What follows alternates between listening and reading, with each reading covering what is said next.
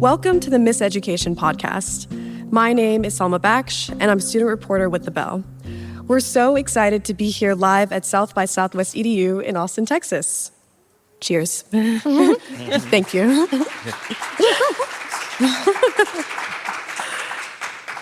Miseducation is The Bell's flagship podcast where high school student journalists report on inequities in the New York City school system. I'm an alum of another one of The Bell's programs, PS Weekly, and I'm a sophomore at Smith College studying government. For several years, I called myself a student advocate. I was the editor for my school paper, created a civic engagement club, won a national policy competition, and advanced that policy into city legislation. But lately, I've stepped into the roles of education researcher, program advisor, and teacher. Yet, I want to make one thing very clear. I did not become an education expert when I began researching. I was always an expert because I spent 14 years in an education system. All students are experts, capable of inciting much-needed change in our schools and our communities. And student journalists, in particular, play a vital role in helping schools become more responsive to their students. This is what we're here to talk about today, and I'm joined by three talented student journalists. Hello, everyone. My name's Aponi. I'm from Brooklyn, New York, and I'm in 12th grade. I'll be heading off to Vanderbilt University in the fall. And one fun fact about me is that I'm an auntie. My nephew is 7. He's adorable. Yes. Hi, everyone. I firstly want to say good morning. Thank you all for attending. My name is Jeremiah Dickerson. I'm a current senior at Williamsburg Charter High School in Brooklyn.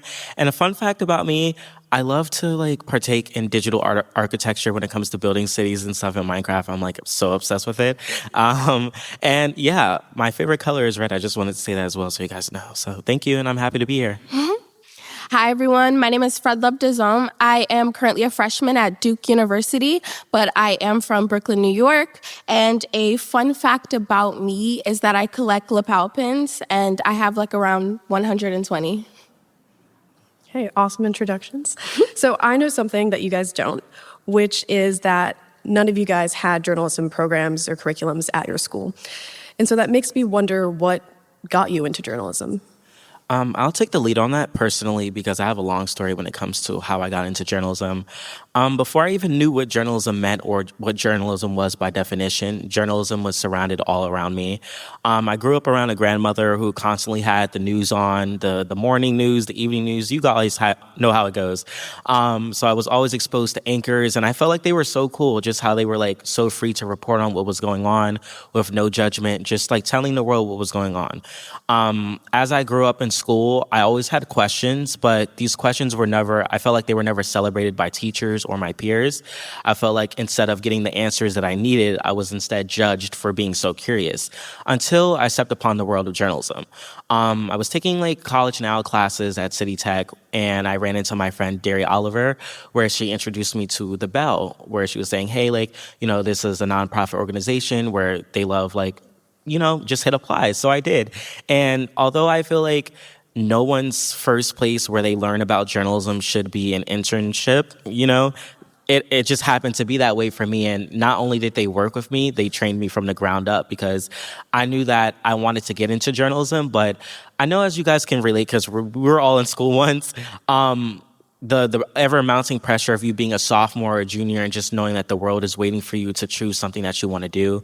Even where you're going to college, you have to decide on a major, you have to declare what you want to do.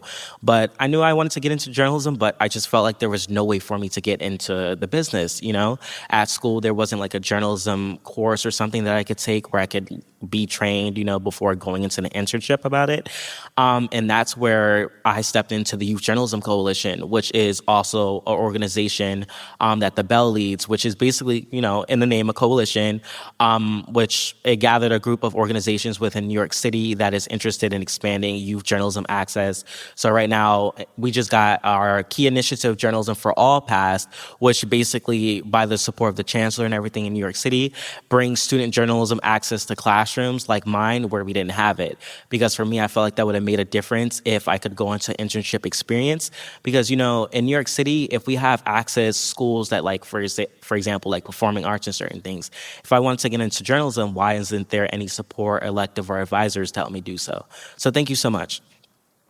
I love that you mentioned how, as a kid, you were very inquisitive and had a lot of questions, because I sort of had that same sort of, I guess, journey that sort of Absolutely. attracted me to journalism. My journey to journalism wasn't like typical. I didn't necessarily know that I wanted to be a journalist or anything like that, but I knew that I had a lot of questions. I wanted to be involved in my community. I've always been passionate about law. In high school, I went to the Urban Assembly School for Law and Justice. So like I went to a very law niche high school because I knew that's what I wanted to do later on. And so I remember the freshman year of my high school career, I was like, I need to pad up my resume, like I need to get internships. And I remember stumbling on an application for the Bell's Summer Youth Podcast Academy. And I remember looking at it, I was like, I can make my own podcast. I could learn how to edit it, like, write a script, all that. I was like, that's something really cool that not a lot of people can say they've done. And so like I applied on a whim, got in, and I started to learn about like different ways to become an advocate that didn't necessarily have to do with law, being able to talk about the different issues within your community and have some sort of impact without necessarily having to go into like the legislative route. And it just showed me like different ways that I could be more of use within my community. It was a really wonderful opportunity. Yeah, and to add on specifically, I just feel like I agree with you because the Bell and the Youth Journalism Coalition, to me, they've opened doors and exposed us to paths as younger individuals that we previously felt like were completely unattainable. So, yeah. Yeah, and I think even when we talk about like accessibility and things that are attainable, obviously we're the social media generation. And I grew up pretty much exclusively on YouTube. So I was like in the video essays, in the Vox, in the Now This. And when I was watching things on YouTube, I never thought of it as journalism. Like seeing people my age go out into the communities and ask questions. Like when we see it on our phones, it all feels very casual. But I think when I was approaching the Bell, like my sophomore year, I saw the way that they were framing podcasts and journalism together. And I was like, this feels familiar with maybe a little bit more academic backing and like getting a little bit more guidance. Because at the time, as you mentioned, I didn't have any journalism access. But when I showed up at my school, I was like, I wanted to have my very Disney Channel school newspaper moment. And I was like, okay, there's nothing here. And so I made a newspaper my freshman year, but I was freestyling it completely for 2 years straight. And so I stumbled upon the Bell, and they were like, here's some actual structure and guidance. And I guess that's how I got into it professionally. Beautiful. Jeremiah sometimes says that journalism is a world that rewards curiosity, and I find that so beautiful. And I'll also echo that I had the chance to not just be a journalist, but to be the editor for my school paper. And I think being given the chance to expand my leadership capabilities, I needed to be believed in, and my newspaper advisor believed in me, and it was transformative. So shout out Ms. McDermott. I'm going to shift us to the main conversation today. Each of our student reporters have done reporting with the Bell that has created real impact in their schools and communities. And so we're going to play clips from each of their pieces, and I'm going to ask them a bit about the reporting process. First, we'll hear from Aponi, who reported the episode Reduce, Reuse, Revolt, How Students Are Fighting Climate Change. In this PS Weekly episode, Aponi and her co-producer, Sana, follow Aponi's classmate, Alice, who's trying to get their school to start a composting program, but they keep running into red tape. So in the clip, we're about to hear Aponi and Alice head to the principal's office and try to get some answers. Alice and I decided to talk with our principal together about the status of her composting program. But when we arrived in his office, he called up someone completely different, a real expert. My name is Hannah Epstein, she, her pronouns. I am a sustainability specialist for Districts 2 and 9 in New York City. Sustainability specialist at the New York City Public Schools Office of Energy and Sustainability. I'm going to let Alice explain to you what the kind of composting project at our school has been looking like. Okay, hi. So, I was like, okay, how do we get compost in the schools? And I heard about the curbside compost pickup that's supposed to go to every single school. But I was just kind of wondering why we didn't get the curbside compost pickup. I'm actually going to pull up on the back end when you guys should have started receiving this service. Let's see. All right. So according to our data, of course, and our data is not 100% flawless, but it's pretty close to it. Your school building should have been receiving compost since fall of 2014. which is one of the very first schools when this program initially started over 10 years ago. So the fact that you guys have not been receiving service is definitely kind of like troublesome to know. But like I said, this is kind of where I come in. So I would love to talk with you and, get education sorted. And, while my waste manager is handling the operations side of stuff, the Department of Sanitation. This is the kind of thing that we really, we love to hear the activism from students and that get them really engaged in this, because this wouldn't have been a problem that I would have heard about if not for you, and the Department of Sanitation wouldn't have complained anything because you guys have a compactor. That was pretty remarkable to capture on tape, Aponi. Set the scene and tell us how you felt in that moment. All right, so very much who, what, where, when, why. I was in my junior year. So the woman on tape, the girl on tape, her name is Alice Schwartz. She's a very close friend of mine. And she'd been working on this composting project since freshman year. We got to the school, she's like, we need composting. I was into it. But I essentially been hearing her chronicle her times trying to get composting in our school since freshman year. So I was very familiar with what she was trying to do. And the way that she phrased it to me is that she was going up to a lot of our administration, a lot of our custodial staff, and they were saying that it couldn't be done because of technicalities. We didn't have the equipment, the laws weren't allowing us to do certain things. And so it was very surprising when I finally decided, I'm like, oh, this would be nice to do a podcast on, kind of figuring out your journey, figuring out where students are having trouble making change in their communities. When I went around with the podcast equipment, they gave me the huge microphone, I felt very official. Suddenly, things kind of started opening up in my school. My principal now wanted to talk to me. And then we had the sustainability specialist, Hannah Epstein. It was almost like we realized that the problem wasn't actually the laws, but more mismanagement. And so it was an eye-opening experience as far as bureaucracy and how that affects us as students. Okay. And what happened at the end of the story? Did you get the composting program? We did. It is. Yay. Yes. Yay. It's a slow-moving process. We realized, obviously, that it had been promised to our school, but that custodians weren't either familiar or trained with how to take it out. The equipment that we needed wasn't delivered to our school, but everything was available and everything was free. It just no one had asked for it since 2014. So it's kind of nice to have the stuff here. The green team, Alice is leading it and kind of making sure that we have set up around the school. And now I think it's really just about building that culture where students actually care to compost and, the small things that we can do for our environment and our community. Yeah. That is some incredible accountability reporting, so kudos to you. Jeremiah, I want to turn to you next. Hi. Hi. You covered a story on a topic that I wasn't super familiar about until I watched your episode on credit recovery. Yes. So for those who don't know, it's a system that many schools use to help students make up for failed classes, stay on track to graduate. Essentially, it's a chance to make up a course and replace a failing grade. And your reporting asks a really big question, which is, does this work? Or are students just being pushed through the system without learning? And so you'll hear a clip from that. I feel like credit recovery, it could help, but in my experience, it didn't really help me at all. When Hawa transferred to Williamsburg Charter, she had to take credit recovery to earn credits for her Earth Science course. At first, she was happy there was a way to earn the credits, but she quickly realized the opportunity wasn't exactly ideal for her. Basically, the first day I covered credit recovery, I was sitting there and I asked my teacher, what work do I have to do? And basically, he gave me some document and he told me to just answer questions.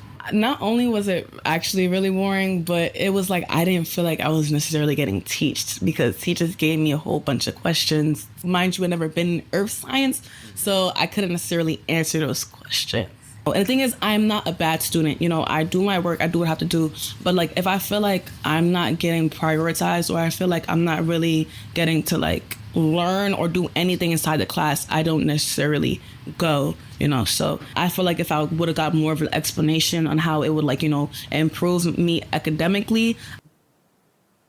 First off, congratulations on being part of Miseducation's first ever video podcast Thank series. you. I think it's just really cool to see how on screen. And hearing this clip reminded me of the fact that there's a lot that data doesn't always tell us. I think recently I've stepped into the role of education researcher, and so a lot of what I'm just going through is data. Right. And I think your story in particular does a really good job at showing that the data doesn't tell you everything. And to many people, credit recovery seems like a very successful program, but this isn't what you found. It absolutely isn't what I found. And to add on to your point, we usually go off of data when we're measuring or conducting a study. But for the surprise of me, when I was conducting research about credit recovery, there was no data. With the last cited article being published in 2012. So it's like, how am I expected to use something cited in 2012 to explain what students are going through in 2025 at the time? So like Aponi, my research culminated in junior year, but it started off with something small. I was noticing differences in tendencies and behaviors with students. With a lot of people, I started seeing chronic absenteeism at my school, where individuals just weren't showing up to school. They didn't care about their classes. They didn't even care about their education, to be honest. And for me, it bothered me because I'm like, we go through senioritis and certain things, but it wasn't just that. We were juniors at the time. So it's like junior year is easily our hardest year with all our AP classes and everything going on. And, I was just like, what pattern can I identify to really explain what's going on with students? So mainly a lot of times in the hallway, I would notice administrators going up to these same students, offering them what they title credit recovery contracts. So essentially what a credit recovery contract is, you get your parents to sign off on it. It's like a permission slip, basically saying that, you failed a class, come in after school or before school to make up for these credits.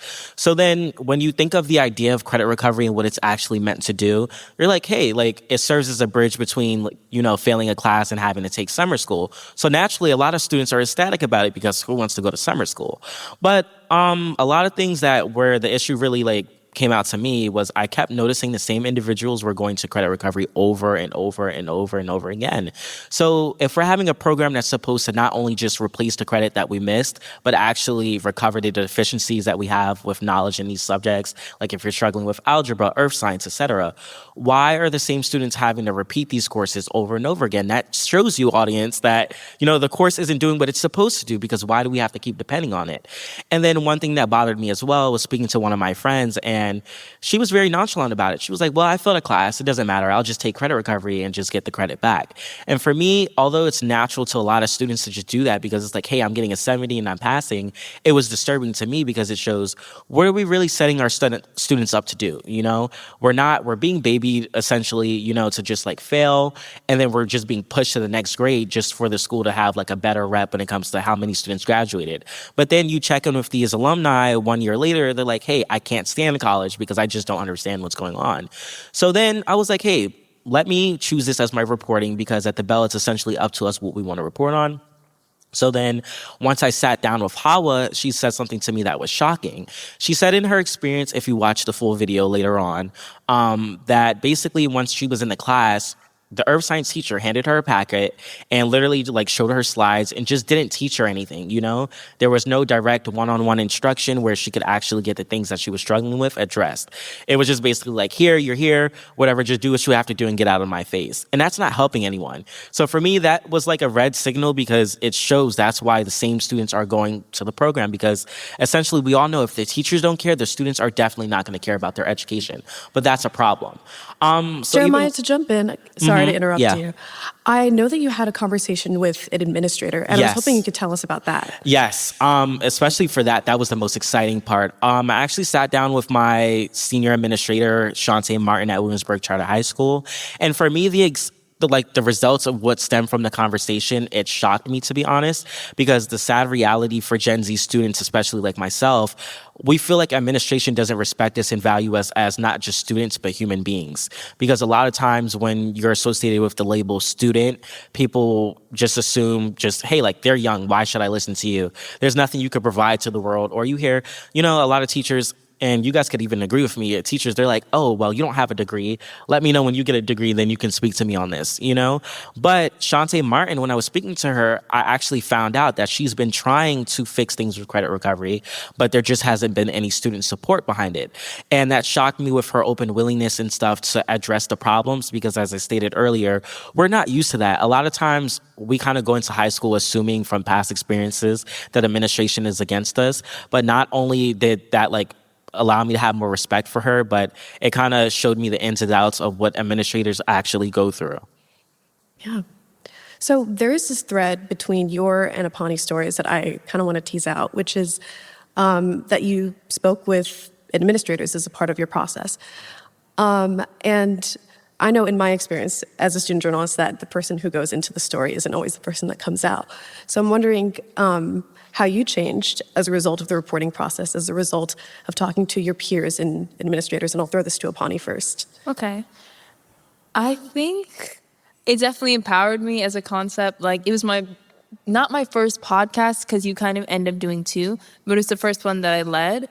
And I think getting to talk to all the people in my school, getting to talk to the custodian, I feel the same with Jeremiah when you're finally learning what all these teachers who are obviously making your school run actually do as a student, because they kind of ignore you when you walk through the hallways and you're like, oh, that's Steve.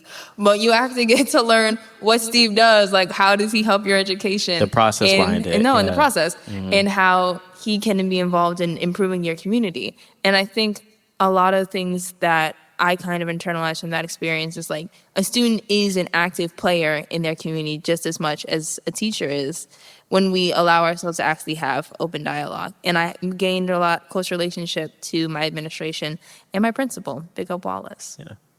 And I agree with Aponi, especially what Aponi was just stating. I have a very similar experience. I felt through the process of me reporting on credit recovery.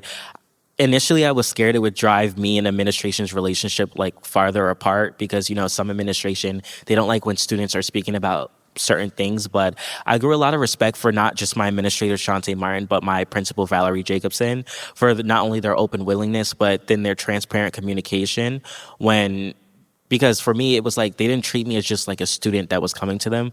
They treated me like an active participant and a partner, that's speaking to them, because Aponi just stated, students are just as much a part of the community as administrators and teachers are. We're what makes the school run. So, you should listen to us.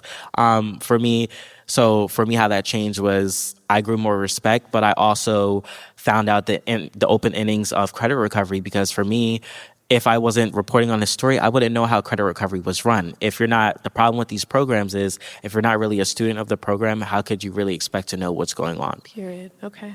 So we've heard about credit recovery, we've heard about composting. I haven't forgot about you, Fredlove. And Fredlove's story is about student journalism itself. We're going to hear a clip from Missing Voices, which is a 4-part series from the Miseducation podcast that explores the youth journalism gap in New York City schools. Student reporters ask, why do so many students lack access to journalism classes and programs, and what does that mean for the stories that get told? In the clip we're about to hear, Fredlove visits the Academy for Young Writers, a school in the early stages of building its journalism program. She reported there during the school day, where a dedicated chemistry teacher was trying to grow the program despite limited support and resources from school leadership. So we have, our mission is to ensure that everyone's voices are heard. We march and storm throughout the halls for our school, using mediums like satire, articles, and personal stories. We work with the community, for the community. I like that. You guys did a good job. All right. So now That's Shakana Jason. She's a chemistry teacher and journalism club advisor. The club meets in her room during lunch, which is why she keeps extra snacks around that she buys herself. it just comes from my money. Oh, that's yeah. You're really holding it down. Because I feel bad. They're meeting during their lunch, and then it's only fair that I get them snacks. I try to, not go extravagant. I try to buy the things that come in bulk, the variety packs and things like that. But unfortunately, our school doesn't have money to give to clubs. We did once upon a time, but our budget went down, and now every little thing is just oh, sorry, we can't afford that. We can't afford this. So I don't even bother asking them. I just go out and get my own stuff. She first pitched the idea of a school newspaper to her chemistry students in spring 2022. It was an easy sell, A lot of them had chosen the school in part because they liked to write. I really love this clip in particular because I think it shows how audio journalism is really special. Like, I can feel your emotion, I can feel hers, I can feel both of your characters interacting. So that's some great journalism, Fredlove. Can you set the scene for us and tell us what you learned while you were reporting? Okay, so for some context, we were in a chemistry closet while we were having this conversation, and I essentially learned that apparently they were taking time out of their lunch period to work on their journalism. So they didn't have a period set to like work on their journalism. They didn't have a set classroom. They didn't have snacks because they were missing lunch. And so she was taking money out of her own pocket to sort of feed them so they could do this. And it sort of taught me like the resilience that it takes to get a program off the ground. Because in my experience, and I know like a lot of the people that I've met while being in the Bell has shown me that so many people have started their own like journalism clubs, but I failed miserably. In my school, we couldn't find a teacher. We didn't have funding. I talked to the principal. I talked to everybody I could, and I just kept on running against roadblocks. And it seemed impossible until like I met these students who were, despite all the issues that they were going through, we're still getting the program off the ground. They were going through so many different avenues of journalism, whether it be paper, they were putting posters on their walls to show their journalism, and they couldn't use their phones during class, but they were still somehow reporting during school. Like, they figured it out despite all the roadblocks that they were going up against. And if you listen to more of the series, you'll realize that there's such a gap between like the schools that are successfully like for one of the schools, it was Townsend Harris. They had a long legacy of journalists coming from their school. They had like a room dedicated to journalism, like hundreds of years of journalism. They had like legislation in the school so they could report on things. And then you compare it to a school like Academy for Young Writers, and you see that they're literally missing their lunch period to do journalism. And it just showed me so much resilience that comes from both the teachers and the students that really want to get their programs off the ground. I would highly encourage you guys to listen to the Missing Voices series. And I actually happen to have some inside knowledge onto the impact of this particular series. The reporting that Fredlove and her peers does helped draw a lot of attention to the huge disparities in student journalism and played a role in starting a citywide movement with legislation. It's crazy. And soon after releasing the series, the Bell brought together nonprofit leaders, journalists, students, and educators to start the Youth Journalism Coalition, which Jeremiah mentioned towards the beginning. And this collective is working towards the collective goal of increasing journalism access in New York City. So Fredlove started with identifying the problem, with doing the reporting, getting the data, talking to students, but then you moved on to the action part of that. And so I'd love for you to tell us about what that was like. So I was a member of the youth exec board for the Youth Journalism Coalition.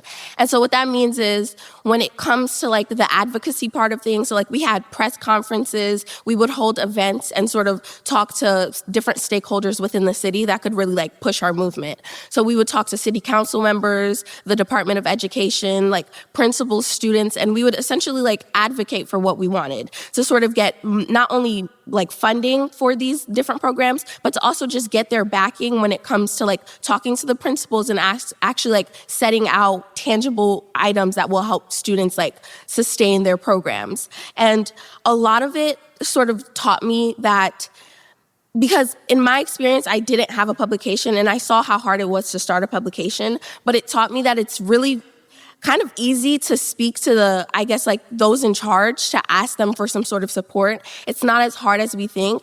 And I feel like my fellow panelists have sort of spoken about like the feeling of being a student and not thinking that your voice matters and not thinking that like you can walk into the room and say, hey guys, like we want this to change. And so like being able to be in a room full of city council members and saying like, hey guys, like our schools don't have money to do this. Can you guys support us? And then them actually supporting us, because at like through this, we were able to get a bill passed. We got an initiative called Journalism for All off the ground. Now we have like 30 schools, a pilot program of 30 schools that are getting funding. They have a curriculum. They're either starting or like finishing the programs that they have and sustaining the programs that they have with actual help from the stakeholders. So like a lot of the work just showed me that you really just have to speak up for yourself, and like people will listen to you. So it's very clear that student journalism has a huge impact, not just on schools, but in one of the biggest cities in this country. And I kind of want us to think a little bit more broadly about not just the student journalists in this process, but the adults, the education stakeholders, the teachers. And I want to ask what advice you have for them when it comes to supporting student voice. I could go first, if you don't mind. I would say just to start off by listening to students, because for me, every time I'm on the train, I don't know if you guys seen this ad on the subway, it says like stop ageism or whatever, where it's like, you know, like people don't listen because you're either too young or you're too old. You never could kind of like find that sweet spot where people just respect you, you know?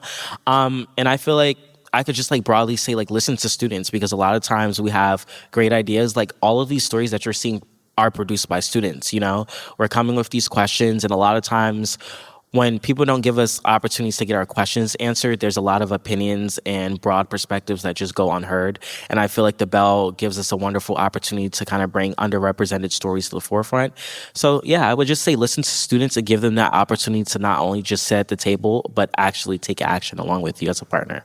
Mm-hmm. To add on, I think my advice would be to let us make mistakes. I feel like there are a lot of programs that try to do what the Bell has done, and where they fall short at is they try to like, yes, the students are sort of like a figurehead, but it's really the words of the adults. It's really that they're writing the emails. They're telling you what to say when you get on stage.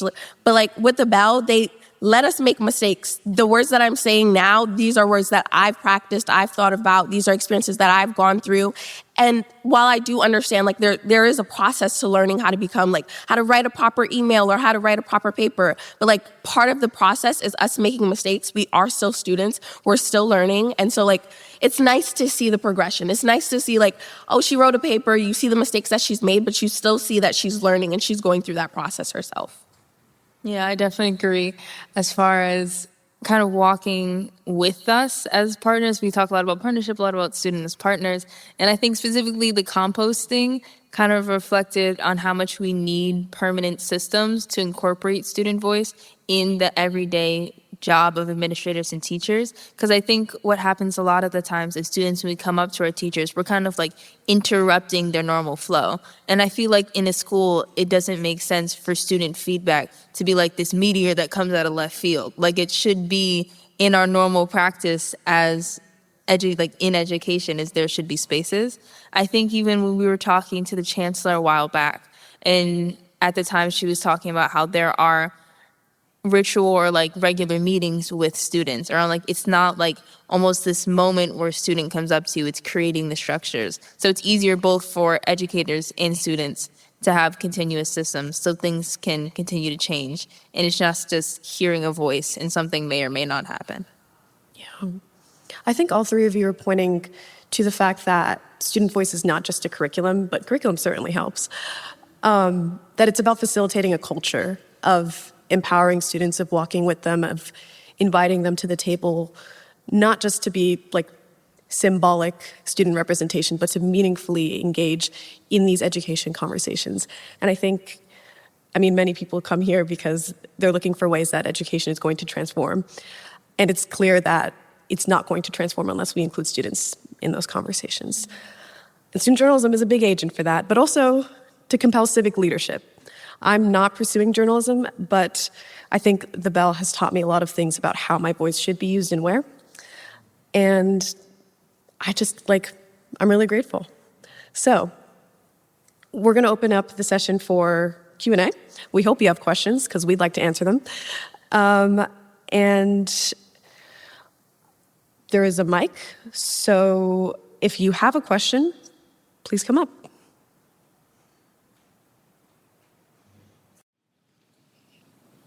Hi. Hi. My name's Jocelyn, and I absolutely love Fredlove, everything you're talking about. It was just so inspiring, but also so relatable, being somebody in youth service. And so I really wanted to focus, obviously this question is directed to you, but anyone who has anything to add, I would love to hear your insight. But you talked about a lot of roadblocks when starting student organizations and any kind of student-led initiative. And so I wanted to see if you've ever reported on or witnessed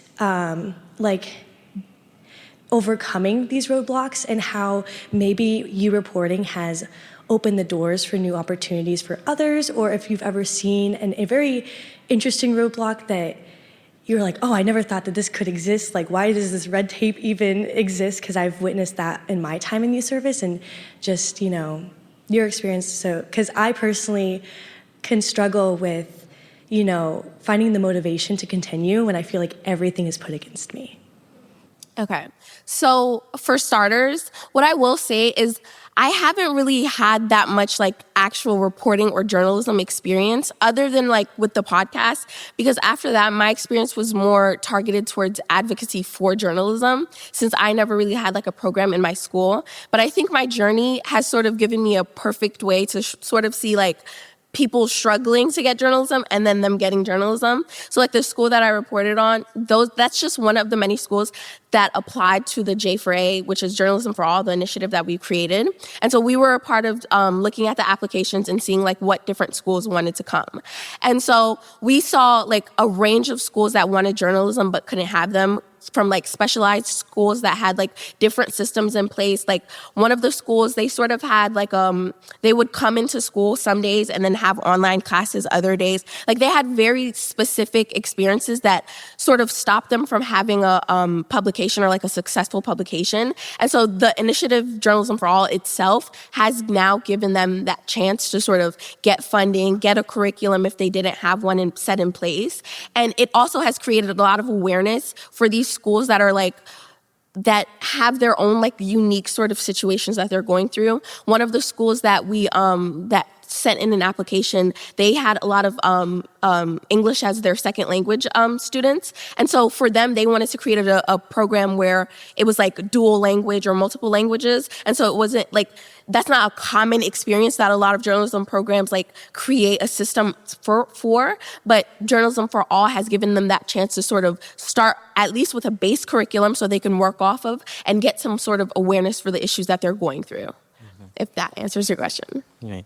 And I did want to briefly add on, because like Fredlove, I don't have a ton of reporting experience, but I'll take you briefly through my experience at school. So I am the president of my student council. So basically a lot of events, people come to me hey, I would like to do this, I would like to do that.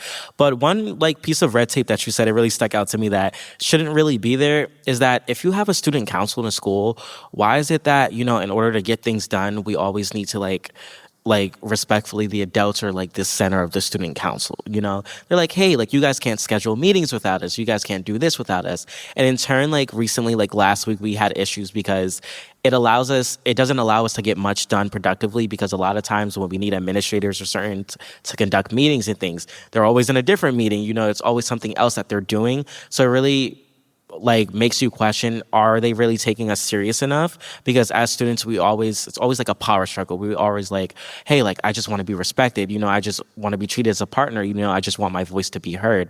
So in general, it's just that's one struggle that I've been having, because people come to me, they're hey, Jeremiah, when are we doing this? When are we doing that? And I want to give you an answer, but I don't have the power as a student, So I just feel that's a struggle that I feel shouldn't be there, because I think it was Aponi and Salma was touching on it earlier, that, if we're going to be here as student leaders, we should actually have a seat at the table and not just be symbolic leadership. So yeah, thank you.